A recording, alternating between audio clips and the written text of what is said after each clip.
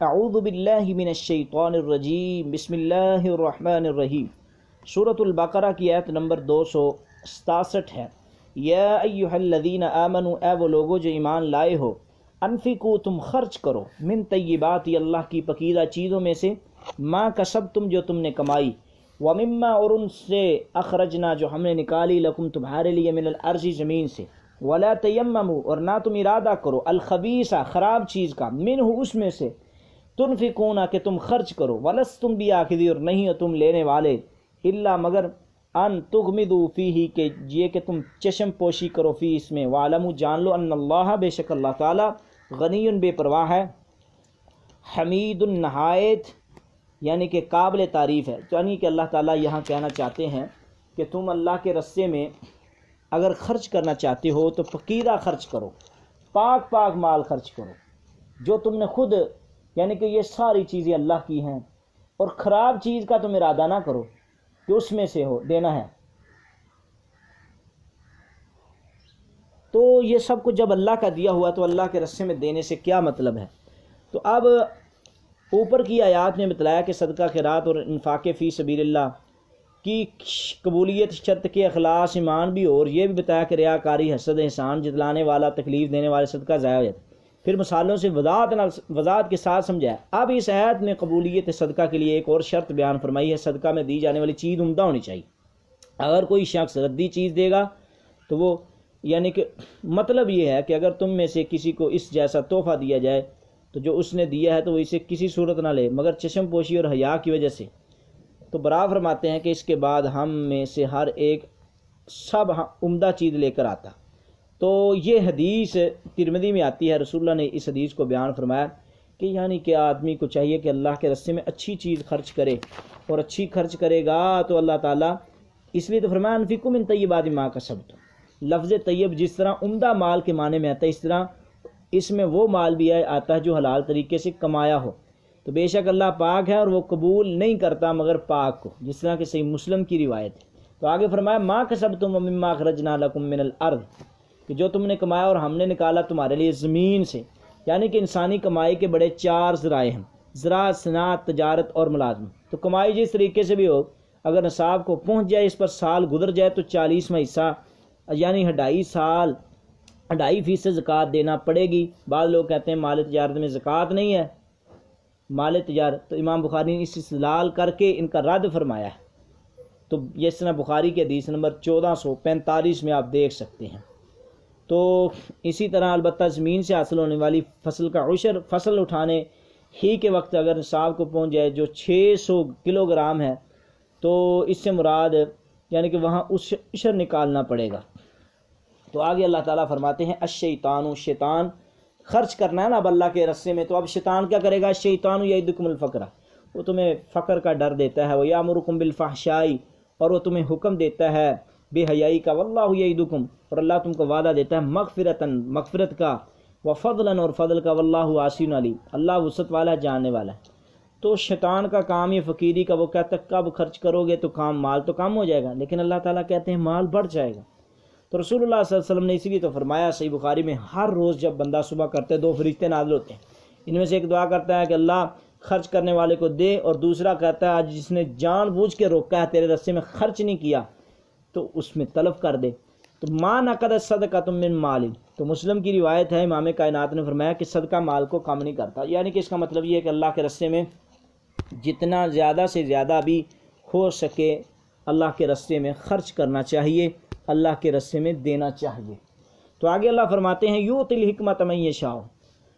کہ دنائی عطا کرتا ہے اللہ تعالیٰ جس کو چاہتا ہے، ومن یؤت الحکمۃ فقد اوتی خیرا کثیرا، ومن، اور جو شخص یؤتا دیا گیا، الحکمۃ دنائی، فقد اوتی، تو البتہ تحقیق وہ دیا گیا، خیرا کثیرا، بہت بڑائی، وما یذکر، اور نہیں وہ نصیحت حاصل کرتے، الا اولو الالباب، مگر عقل والے، وما انفقتم، اور جو بھی تم خرچ کرو، من نفقۃ، نفقے سے، او نذرتم، یا نذر مانو، من نذر، کوئی بھی نذر، فإن اللہ یعلم، تو اللہ جانتا ہے، وما للظالمین من انصار، تو نہیں ہے ظالموں کا کوئی بھی، یعنی کہ جس کو اللہ تعالیٰ حکمت دے دے تو سمجھو کہ اس کے پاس بلائی ہے، تو نصیحت ہے عقل والوں کے لیے۔ تو حکمت سے مراد دین کا فہم ہے، اور علم فقہ کا علم ہے، جس طرح کہ رسول اللہ صلی اللہ علیہ وسلم فرمایا رشک دو خوبیوں کے سوا کسی پر جائز نہیں، لا حسد فی اثنین ورجل آتاہ اللہ مالا فسلطہ علی حلقۃ فی الحق ورجل آتاہ اللہ الحکمہ فہو یقضی بہا ویعلمہا۔ ایک رشک جائز ہے علم میں اور حکمت میں، علم یعنی کہ حکمت میں، اور دوسرا مال کو زیادہ خرچ کرنے میں۔ یہ صحیح بخاری کی حدیث نمبر 73 ہے۔ تو اولو الالباب، الباب جمع ہے لبن کی، جس کے معنی صاف ستھری اور پکیزہ عقل ہے۔ تو آگے اللہ تعالیٰ فرماتے ہیں کہ جو بھی تم خرچ کرو، یا نظر مانو من نظر، کوئی بھی نظر، نظر کا معنی اپنے آپ پر وہ چیز قرض کر لینا جو فرض نہیں تھی، مثلا کوئی نفل نماز، روزہ وغیرہ، اس کی دو قسمیں، ایک نظر مطلق، دوسری نظر معلق۔ نظر مطلق یہ ہے کہ کوئی شرط لگائے بغیر صرف اللہ کی رضا کے لیے اپنے آپ پر کوئی چیز لازم کر لیں، مثلا یہ کہ میں اللہ تعالیٰ کو خوش کرنے کے لیے ہمیشہ اتنے دن تہجد پڑھوں گا، تو معلق کہتے ہیں کہ فلاں کام ہو گیا تو یہ ہوگا، تو یہ نظر جو ہے یہ فائدہ نہیں دیتی۔ تو آگے فرماتے ہیں اللہ تعالیٰ ان تبدوا الصدقات، اگر تم ظاہر کرو گے صدقوں کو، فنعما ہی، تو یہ بھی اچھی بات ہے، وان تخفوها، اگر تم چھپاؤ گے، وتؤتوا الفقراء، اور انہیں محتاجوں کو دے دو، فہو خیر لکم، تمہارے لیے بہتر ہے، چھپا کر دو، ویسے دو، بہتر ہے تمہارے لیے، ویکفر عنکم من سیئاتکم، اور اللہ دور کر دے گا تم سے تمہاری برائیاں، واللہ بما تعملون خبیر، اور اللہ جو تم عمل کرتے ہو خبر رکھنے والا ہے۔ یعنی کہ صدقہ دونوں طرح جائز ہے، اعلانیہ بھی دو اور دکھا کر بھی دو۔ جس طرح کہ رسول اللہ صلی اللہ علیہ وسلم نے ان 7 آدمیوں میں سے جن کو عرش کا سایہ نصیب ہوگا، صحیح بخاری کے حدیث میں، ایک وہ ہے کہ وہ خرچ کرتا ہے لیکن اس کے ہاتھ دائیں نے خرچ کیا، بائیں کو پتہ ہی نہیں، تو اعلانیہ بھی خرچ کر سکتا ہے۔ تو وہ کس طرح؟ جس طرح سیدنا ابو بکر صدیق اور عمر فاروق رضی اللہ تعالیٰ انہوں نے سب کے سامنے مال لا کر دیا تھا۔ تو ایک خفیہ صدقے کی دلیل بخاری کی کتاب الزکوٰۃ کی حدیث 1421، یعنی کہ جو رات کو خفیہ صدقہ کرتا رہا، کبھی چور کو دیا، زانیہ کو دیا، اور ایک رات غنی کو دیا، یہ وہ واقعہ ہے۔ تو آگے اللہ تعالیٰ فرماتے ہیں لیس علیک ہداہم، لیس علیک ہداہم، نہیں ہے آپ پر، نہیں ہے تیرے ذمے انہیں ہدایت دینا، ولیکن اللہ یہدی من یشاء، لیکن اللہ جسے چاہتا ہے ہدایت دیتا ہے، وما تنفقوا من خیر، جو بھی تم خرچ کرو گے بہتر تو تمہارے لیے ہوگا، وما تنفقون، اور نہیں تم خرچ کرتے الا ابتغاء وجہ اللہ، مگر سو تمہارے لیے اپنے لیے ہی ہے جو تم خرچ کرو گے، مگر اللہ کا چہرہ طلب کرنے کے لیے، اور تم خیر میں سے جو بھی خرچ کرو گے یوفی الیکم، تو تمہیں پورا دیا جائے گا، وانتم لا تظلمون، اور تم ظلم نہیں کیے جاؤ گے۔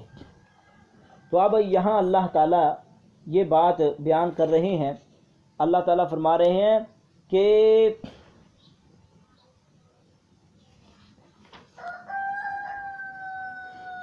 لیس علیک ہداہم، نبی صلی اللہ علیہ وسلم کو کہا جا رہا ہے کہ آپ ان کو ہدایت نہیں دے سکتے، ہدایت تو اللہ کے ہاتھ میں ہے،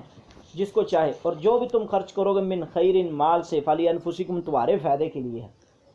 من مال، مال یوفی الیکم، پورا دیا جائے گا تم کو، وانتم لا تظلمون، تم ظلم نہیں کیے جاؤ گے۔ آگے اللہ تعالیٰ فرما رہے ہیں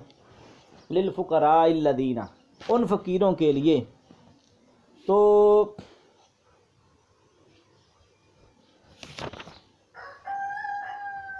للفقراء الذین، ان فقیروں کے لیے کہ الذین، وہ فقیر، احصروا، جو روک دیے گئے، فی سبیل اللہ، اللہ کی راہ میں، لا یستطیعون، وہ طاقت ہی نہیں بیچارے رکھتے، ضرباً، چلنے پھرنے کی، فی الارض، زمین میں، یحسبہم الجاہل، گمان کرتا ہے ان کو جاہل، اغنیا، مالدار، من التعفف، ان کے عدم سوال کی وجہ سے، تعرفون، آپ پہچانے انہیں، بسیما، ان کے چہروں کے علام، ناس سے، لا یسألون الناس الحافا، نہیں وہ سوال کرتے چمٹ کر، وما تنفقون، ان لوگوں کا تذکرہ ہو رہا ہے کہ جو لوگ اللہ کے رستے میں خرچ کرتے ہیں، اور خرچ کرنے کے ساتھ ساتھ وہ ان باتوں کا بھی خیال کرتے ہیں کہ اللہ ہمارے اعمالوں کو قبول کر لے، تو ان کو ایک تنبیہ اللہ تعالیٰ یہ فرما رہے ہیں کہ آپ خرچ کرنے کی شرائط، خرچ کرنا ہے تو ایسے لوگوں پہ خرچ کریں کہ وہ بیچارے مانگتے نہیں ہوتے، وہ غریب ہیں، لوگ ان کو سمجھتے ہیں کہ یہ امیر لوگ ہیں، تو کئی لوگ بیچارے مانگتے نہیں ہیں لوگوں سے، لیکن ان کے چہرے بتاتے ہیں یہ بیچارے غریب ہیں، ان پہ خرچ کرنا چاہیے، تو اللہ تعالیٰ ایسا خرچ کرنا وہ زیادہ قبول کرتا ہے۔ تو آگے اللہ تعالیٰ فرماتے ہیں